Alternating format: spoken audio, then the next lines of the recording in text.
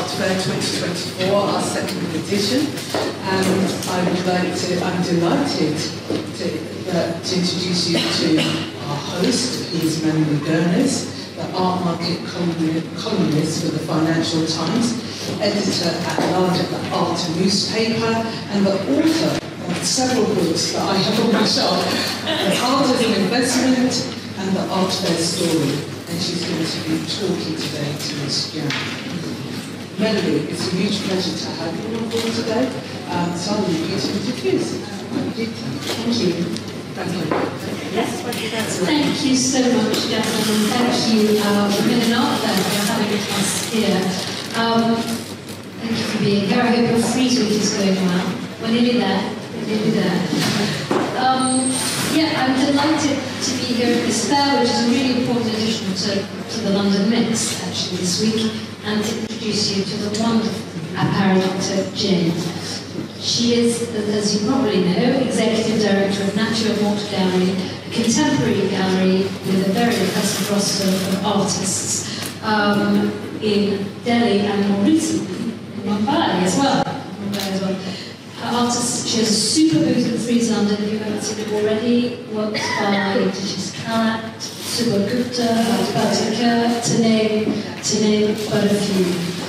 Aparajita began running Nature Morte in 2012, and as I said, she has 2 galleries in Delhi and 1 now in Mumbai as well. She's also involved in several philanthropic projects in the country, including the Science Arts Foundation, which opened India's first sculpture park in Jaipur in 2017. I can't think of anyone better to talk about India's current economic boom, tell me if I'm wrong, and her role within its cultural sector. We'll speak for about 40-45 minutes, and then I will open up to your questions. So, Aparajita, can I start? I notice a much bigger presence in Indian galleries this week in London. First, when you see as you walk into Frieze London, in fact. But also buying at auction. I've been told there's been some Indian buying at auction. What's happening? So I think there are many things that are happening. It's never a singular moment or singular factor that contributes to a country's boom. We are 1.4 billion people, so that therefore there are a lot of factors. I think the large percentage of public that is going to be consuming. Secondly, the kind of international investments that are coming into the country, because we have a stable democracy with very clear laws. Sometimes difficult laws, but clear all the same. And the consumption public that exists there. As a result of which, we're seeing a lot more industry developing there. The stock market has gone on the charts. What's happened in the stock market going really crazy is that a lot of people have made money across the country, across classes. It has actually changed people's classes. As a result of the stock market, land prices have gone crazy.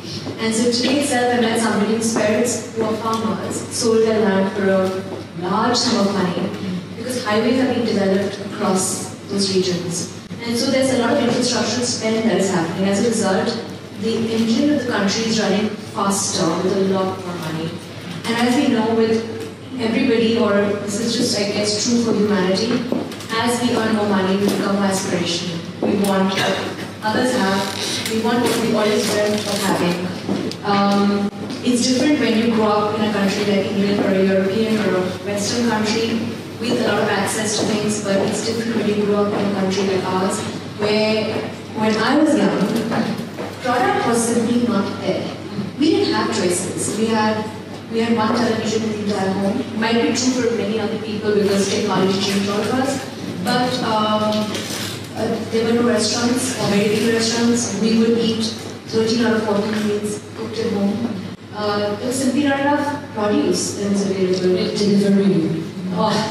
So far from any instant gratification that we're seeing like gargantuan leaps being taken in very, very short periods of time, which is, I guess, trickling down to the art market. Of course, the largest market to be affected by this is stocks, then land, and art has only seen a small little trickle. Jewelry, jewelry, of course, India is obsessed with gold, as you know, and we're obsessed with jewelry. We adorn ourselves, if we could, in every part of ourselves. We believe in, we always believe in adornment and, regalia in a way. And jewelry has and always will, but with things like lab-grown diamonds, etc., there is a slight shift to what is going to be considered valuable. And I think we're going to more of the design world rather than what people call a bill of material world. And that is, I suppose, art in a way adorns your home. Absolutely. And do you think, I think she does, I had the pleasure of last meeting Aparajita in Delhi, so we were talking then about how India had a great economic boom in 2004, 5, 6. Yes. That then crashed, and the market kind of shot up, and everyone was very excited about that, and then it went very quiet very quickly. Does this feel more sustainable this time? So I think what happened with the art boom in 2004 to, let's say, till even collapsed, was that it was suddenly that the survey shows were happening out of India, across major institutions around the world. It was the first time that the world had noticed that, oh, Indians make art, we might want to see it. But then came in the punters and the flippers. So they worked a lot with flipping of artwork and buying and selling at crazy, like, I sold a work today, tomorrow it was double, it was sold by that person in auction. But there were not enough in-depth shows that had happened. The world had not seen the previous generation, which is moderns. Yes. We hadn't had large-scale antiquity shows. So, our culture, some people say 5,000 years, we have cave paintings that are 10,000 years old. We don't even know how old our culture is, which means we produced a lot of artifacts, right? And objects and architecture, etc. Till a country is not known for what it was and progressively for what it has become, just what it is today is not strong enough. We do rest on our past, or we stand on what happened before. And so it crashed because it was, I think, 80% of flipper market. And then I think the best thing that happened was that it crashed. Because I feel that after that, people went to basics. And people started focusing on great quality art. And working at shows whether they sold or didn't sell. So they were in it for the love of it. And then came the institutional interest from across the world to actually see where is this coming from, what is going on there. And therefore we've seen more acknowledgement of moderns from our country, which is just post-independence. Yes. And more focus on pre-independence, India. And the show, the barbecue. You've got the show, the barbecue going on right now, which is fabulous. Yeah. And I do feel that it's happening the right way. It's not like we're selling everything that is being produced, which is, we could, because it makes me feel like we're not in this frenzy, because frenzies die down. We've got to be sustained, we've got to be in it for the right reasons. And so we're seeing a lot of institutional shows coming for either surveys in a way like Barbican, which is about a theme, or like Bharti Kher at the Yorkshire Sculpture Park. Yes. She's the commission at Hayward for yes, outside. It's amazing. In Chicago, we have Jill Shkalat at the Art Institute of Chicago. We have Tukrana Dabra at the SCAD in Savannah. Like that, there are so many shows that are going on. And this is about building awareness and interest for the art. And not specifically only about a region that is making art. However, having said that, I think there's also large demand because Indian diaspora is everywhere. And often Indian diaspora is in positions of power. And at positions of wealth, perhaps, and therefore they're demanding it. Recently I was told that in Canada, the Indian population is rather large. A lot of the locals, the Canadian Indians, have begun funding wings at institutions. And they want to see their art. But that's their ask. So they say, we'll give this money because we want to see art from our area. So it's not a thing, like I said, it's many things that contribute together to make momentum take place. And is the market, as well as you can definitely see internationally this, our eyes being opened. Is the market in India ready as well? And is it, I mean, you've talked a bit about who needs to adapt? Do we need to adapt to do things there, or do you need to adapt to the Western ecosystem, or a bit of everything? I really think it's going to be a bit of everything. So when McDonald's came into India, they had to change the menu because Indians were not going to accept what was going to be given out to them. They demanded what they ate every day in a certain version into the burger. And that's what we see in even the teas. Starbucks had to add a variety of teas, including masala chai, because that's what India has. I mean, you want to make money out of them, you're going to give them what they want, right? So I think that more and more of my clients are demanding Western art. I'm not going to say that, I would just say international art. Yes. And they're trying to figure out how to navigate it. But I think bulk of their collection will remain South Asian. Good. Can I ask the difficult question about prices? Because although we are seeing more and more Indian artists on the international stage, are they commanding the same prices maybe as some of their peers? Not at all. So as expected. We're far behind. Far behind.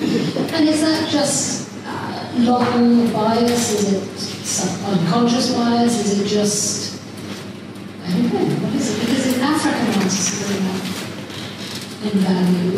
Indians are basically price sensitive. They love negotiating. Yeah. They're very, very Eastern in that manner.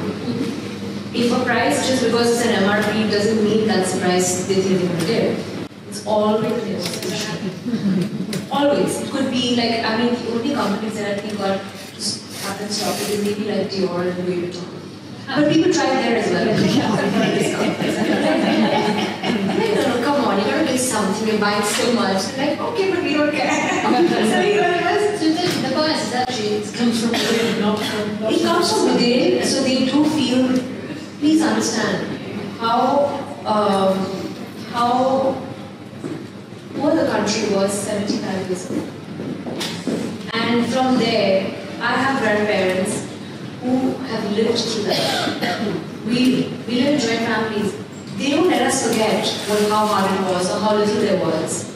I come from a state in India that is arid. There was no water. So even water is worshipped in terms of the scarcity of it. So we come from a place where there simply wasn't that much. And we have like living grandparents and family members that have experienced scarcity. They're not about to say, go ahead, waste and spoil things into it. They're not okay with it. So maybe the generation ahead, which have grown up on Deliveroo and Instagram and instant gratification for everything, might change, but at least till us, it's not changing. We're brutally aware of what it took to come here and how hard generations had to work to access this kind of wealth, to keep this kind of wealth, and then do good. I mean, the first thing we're taught is, you've got enough. Can you just help others? Can you, support the people that need support? Like, we still see a lot of poverty around us, right? So one doesn't want to be very garish and, and you've seen the kind of wealth that has been spent in our country, or you've seen what is potential. Yes, but actually it's a really good point, because the philanthropy in the country is unbelievable. There's less of give back. Because Kieran Nadar was interviewed in the FT this weekend as well, and then plenty of others that are in that. It's really huge, the private donation to the arts, to the cultural sectors. Private donation to the arts, private donation to every aspect of life, whether it's healthcare or it's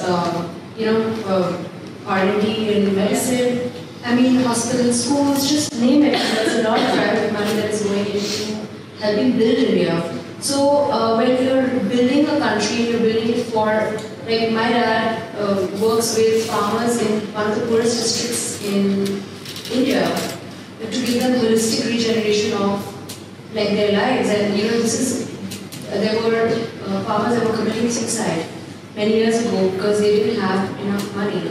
To a booming farmer ecosystem, So it took something, and it took people to come with technology, money, funding, expertise. Right. Yeah. Just doling out money is not enough. You have to change, empower them to sustain it. So there is a lot that is happening there, which is why I feel that it's okay if prices haven't gone where they need to, they will. We are adding more billionaires every day than any other country in the world into the everyday, right? And millionaires for sure. It's gonna come, it'll come. But first I think a lot more people have to be dragged out of their standard of living to a higher standard of living before I find that happen. Sitting here in England, I'm slightly jealous. I think we'll have to. Can I ask a little bit about you, perhaps as well, as we want to hear about how did you get into art in the first place? And I'm quite interested in hearing some of the challenges you faced as a columnist. So I think I got into art because my grandmother, who was very much inspired by the freedom movement in India. She grew up surrounding herself with artworks, please. She was very influenced by the Bengal School of Art, which was essentially freedom movement based. And so she collected a lot. And our growing up years, she spent a lot of time talking about Urdu poetry and Bengal School art and theatre and Indian classical music. And this was a generation that was voraciously learning and studying and understanding more about the world. And as a result, they were like encyclopedic in their knowledge about everything. And we are still told that our legacy to you is what we have taught you, not the money that we gave you. So the idea of legacy building, and I learned it from her. So I grew up in a home where I was pretty much forced to look at art, understand it, stare at it, go to Indian classical music concerts, etc. That's where it comes from. And then I think I studied psychology, and the desire to understand the human mind a little bit more. To me, art was that way, to understand the other. Sort of expression. Just the expression, and to understand myself better, I guess. So that's how it began. Was it tough? Oh my gosh, it was. Because I also come from a conservative family where women don't generally work, and not because many things, but why do you need to work? Like, what's the need? You have everything, but that wasn't enough for me. Having all the things I wanted wasn't enough for me, and I had my kids, and it was supposed to say that to acknowledge that I had ambition was hard. In my ecosystem, it was very hard. Like, why do you have ambition? Be ambitious about the kind of kids you're raising. And I can do that and work. And so it took a long time for me to accept and acknowledge my own desires. And then I think the second thing was the guilt of motherhood and balancing motherhood and work. Oh my gosh, I don't know if any woman who hasn't felt it. But I felt it in a good way, because it was like, oh, you're leaving it again? Art requires a lot of travel. And as you grow, the demand just keeps increasing. And it was just the multiple looks, and other friends were like, oh gosh, your kids must be growing up like weeds. And I'm like, must be, happy weeds. So there are things, things like that. So I think it was sometimes many other women. Yes, I agree. It's the comments from sometimes your sister's half that can help the most. Because I come to understand I need to do this for myself. Yeah. And I need to do this because if I do it, I empower my daughter to be able to do it. And actually, your son. I mean, and my son, for your son to see that this is doing is amazing for this world. So I think it was more about a little bit more about cultural context and the changing social context in India that was harder for me to work with. But otherwise, I think art is perhaps the only place where women are expected to be there, in a way. Yeah, well, I think certainly for galleries, I find it quite interesting how many, if you think of some pretty major gallerists around the world, in fact, Paul and Cooper, Sadie Collins, Marion Goodman, so many. Yeah, exactly. And then before, Peggy Guggenheim. It goes on. Is there something about being a gallerist that suits women? I mean, I often think of it. I'm a freelance writer. And I often think, actually, I'm a mother. Actually, what I'm doing is creating my own boss. Therefore, I can pick my children up from school and do that, and maybe running your own business. I think it's a lot to do with. It was a funny thing. As I was starting with that, they were like, "Oh, the woman like decorates the house, and the man gets the money." So even now, a little bit, and I was mentioning this to you earlier, that when the hard numbers come, kind of look at where's the man in the room, right? That's when you get treated differently. That's when you get like, really, I'm going to talk to you about like $4 million book. Really, do you get it? Like, as in, but if I talk about the framing and how to care for the work and, you know, the quality of, yeah, they listen to it. But investment is still the bastion of, at least in my little understanding of the world, the bastion of men. It's still harder for women to crack that sort of respect scene. It's been a bit of a Trojan horse. I think women have, exactly as you said, have been accepted because they talk about the pretty paintings, but actually they have hopefully also managed to make some money and grow some fantastic businesses along the way. But have you, and yes, I guess that you have experienced some sexism. Have you also been working in a white Western world? Is that something you feel you've had to fight, or again is the art world quite relatively inclusive? I don't think the art world is inclusive. I think there are very many gatekeepers in this world, and you have to prove yourself, which is fair. I think we all have to prove ourselves. Just because I'm brown and I'm a woman, that doesn't mean I should get free entry. I think the panel that was here before, there was yeah, you know, you're going to prove yourself. I think we have to allow merit to take precedence again. Yeah. What would be nice would be to have some playing fields that were fairer, like more time. Yes. But I think that the ability to prove oneself or to be meritorious, I hold that in high regard. And that's something I guess, like, my father was a very wealthy industrialist. Told me when I was entering the world of art, he says, "Darling, you got to prove yourself. Can I call up all my friends and make them buy? Yes, I can. But would that make you feel good? No."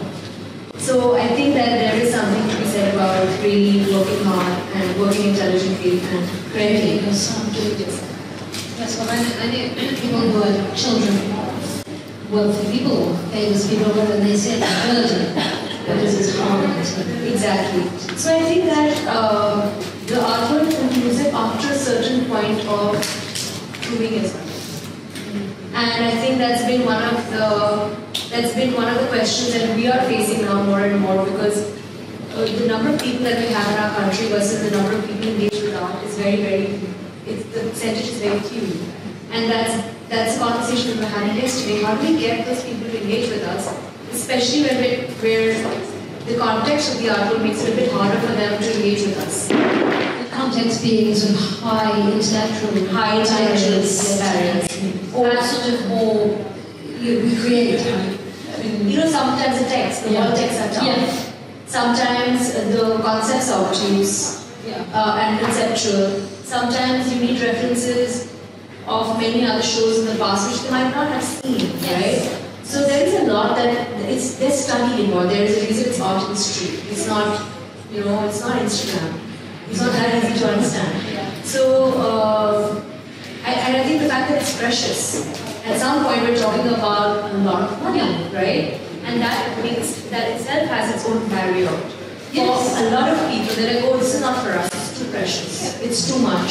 So there is a lot of there are a lot of myths to be busted. And there's a lot more effort to be made by us, and I'm going to hold ourselves responsible to make this more inclusive. And what sort of things do you do? I mean, is this partly where your philanthropy? Yes, it is. Very, very much. So I think the sculpture park was, I really wanted to do something in a heritage site in India, because we have so many that we don't even know how many we have. And I thought it was a great way of juxtaposing contemporary art with much older spaces. And as people will visit the heritage sites. Well, they're already getting so many people. You see that an average of 5,000-6,000 people coming a day. In any one site, literally, like in any of the large sites. So if they're coming there, that's a great way to add to their understanding understanding of what contemporary art would mean. And some of my favorite observations that happened at the sculpture park, because we have these very traditions in Rajasthan. So, you know, there are lots of villages where it's very conservative. And a lot of these, and conservative doesn't mean not intelligent. No.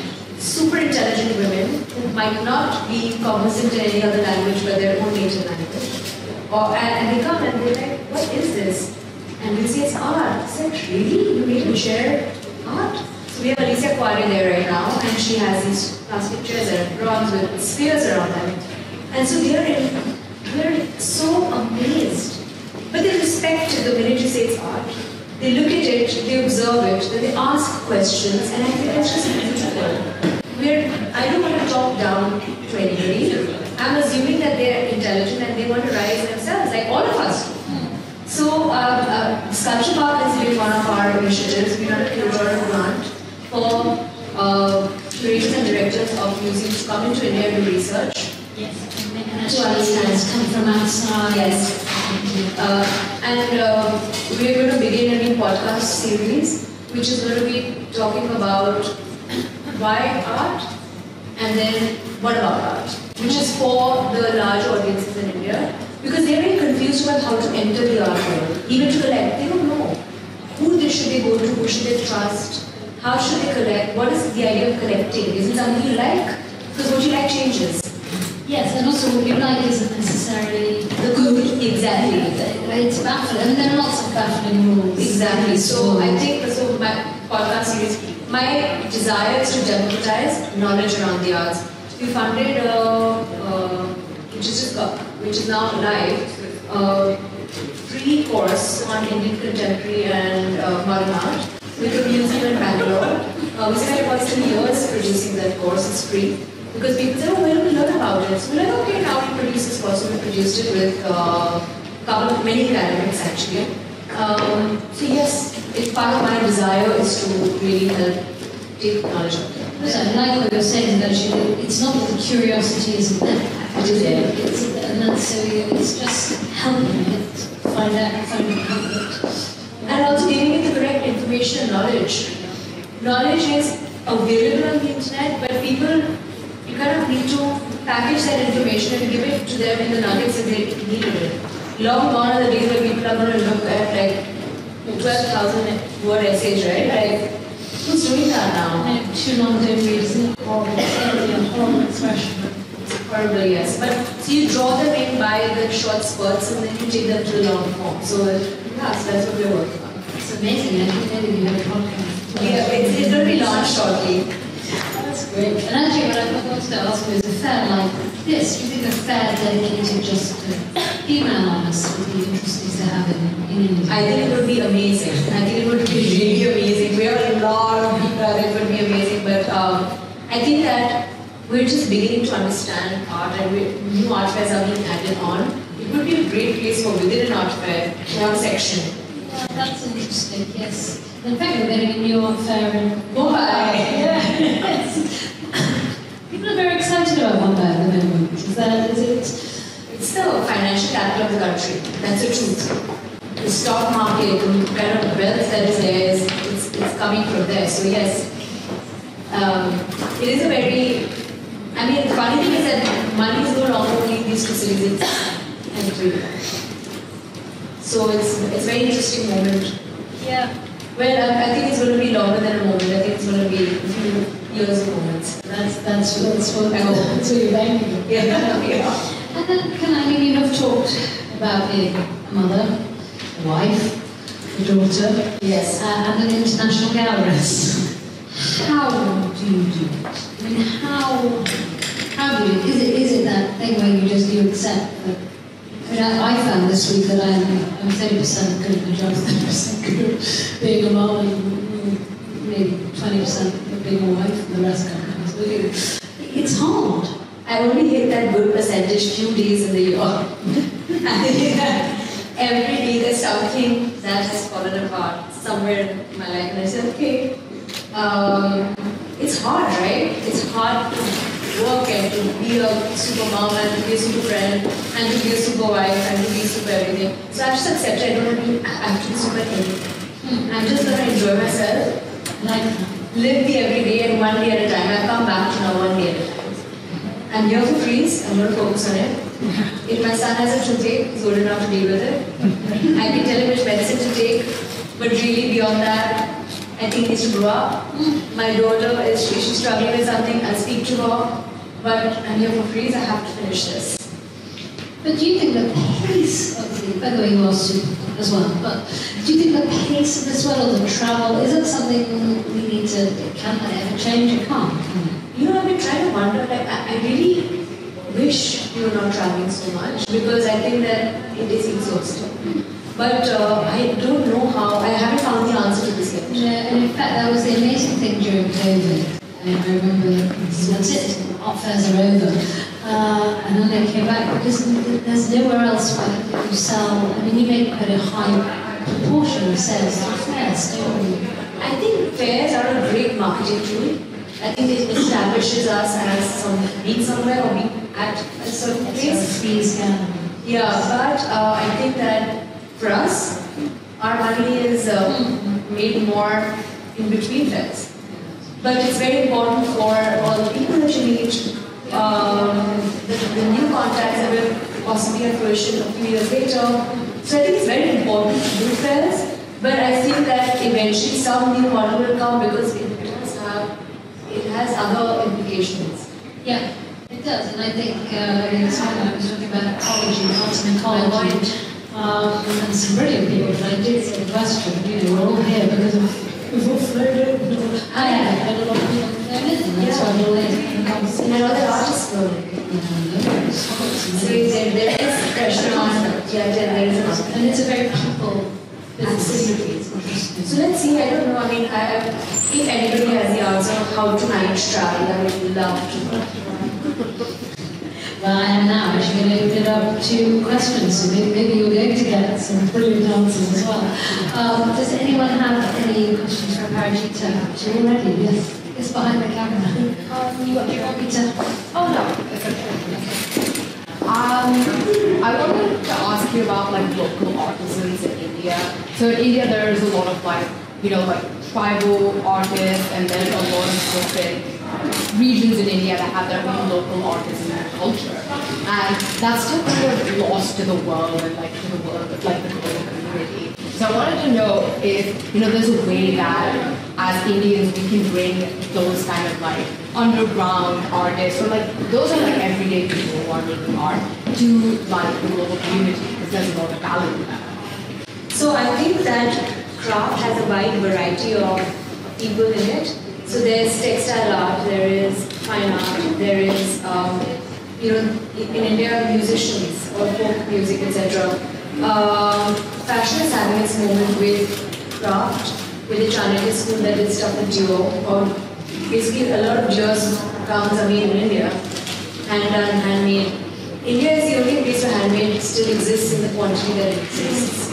And so there is efforts, like at least in fashion it's working very well, where crafts people are working with, now they're being skilled up, and therefore outsourcing is happening to them, and there are acknowledgements of them in the international world. With art like Gomund or like our local art, I think there are initiatives happening to work with them to up their color palette, to up their, so it's got to be only decorative, to getting infused with concept as well, so that it can be elevated and shown across the world. We are in fact planning a show with somebody who knows folk art or indigenous art very well, to see how we can work with them to bring them up to a more international space. But everything is sustainable, it has to be sustainable. We can't change people's everyday livelihoods to get them to expect something and then not help them sustain it. That's really unfair. So we can't think a show, then we have to think 10 years. We have to think that can this sustain them for the next 10 years? They are not objects for our experimentation.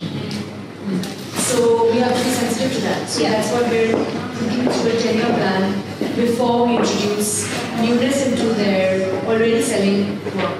Because there have been problems with indigenous communities and yes, huge. That's amazing. Thank you. Yes, first of all, thanks for the talk. And my question is more in regards to the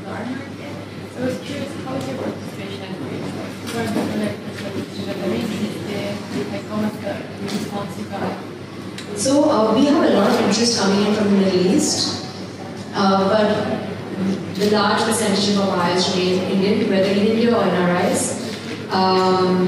We do have international clients, but India is a strong market. Are there any others? Sarah, please, hi. Thank you so much for I'm a gallerist and I've started a gallery recently representing artists for women. We've got really here. And from the wealth of experience that you have, what would be your top tip, to someone starting a gallery, supporting emerging talent, supporting women in an art market that's, quite tricky at the moment. It's moving quite fast, where you have to move quite fast. I would love to get your point of view on that.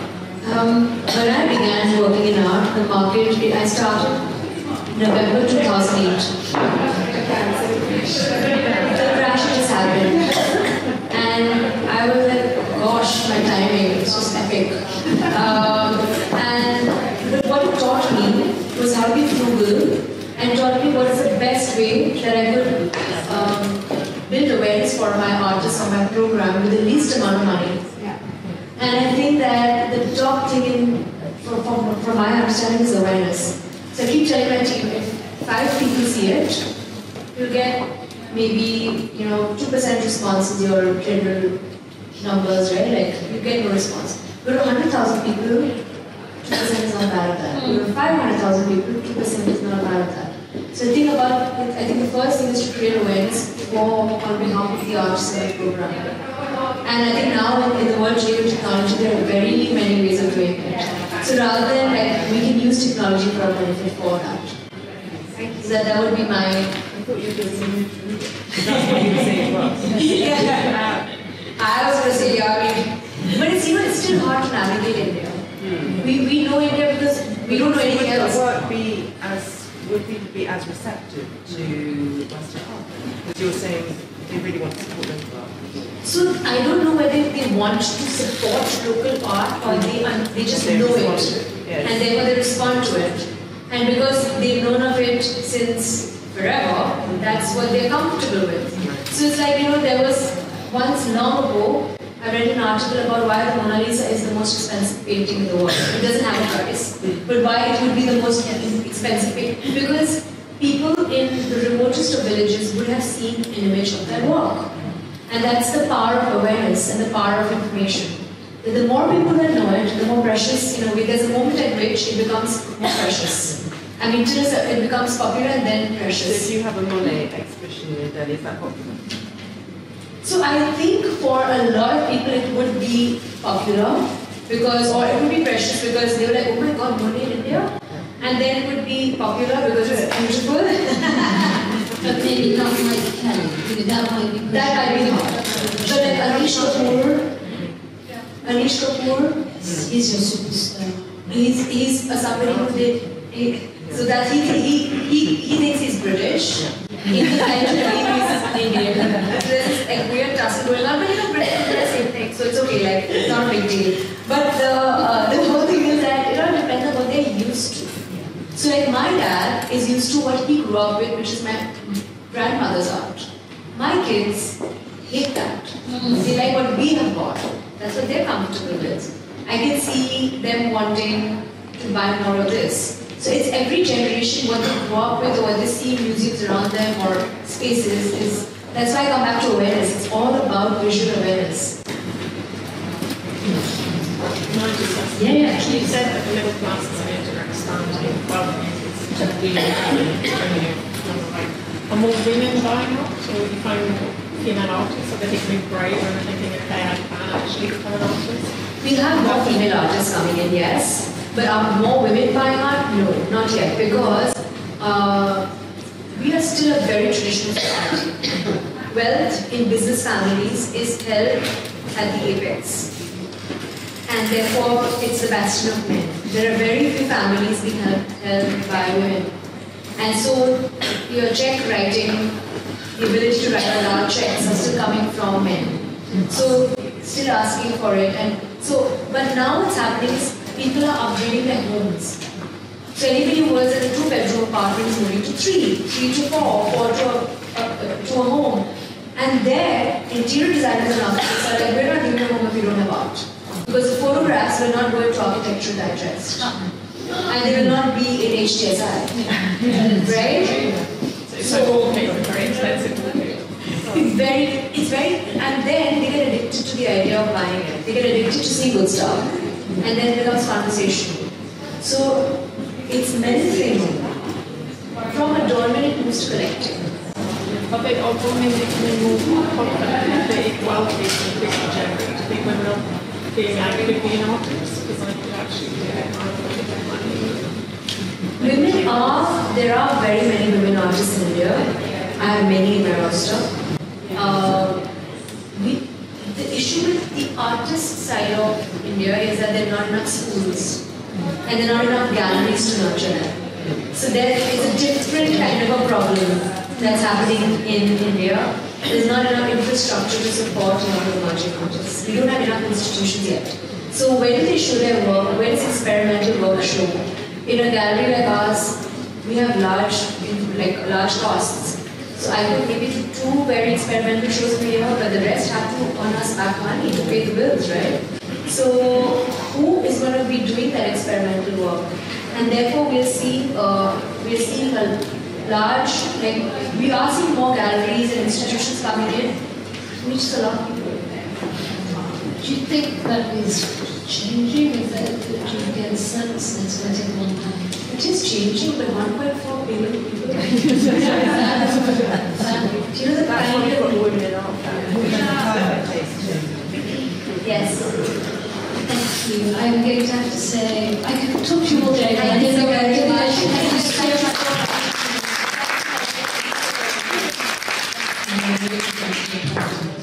Thank you. Thank you for a great question. Thank you, Ali.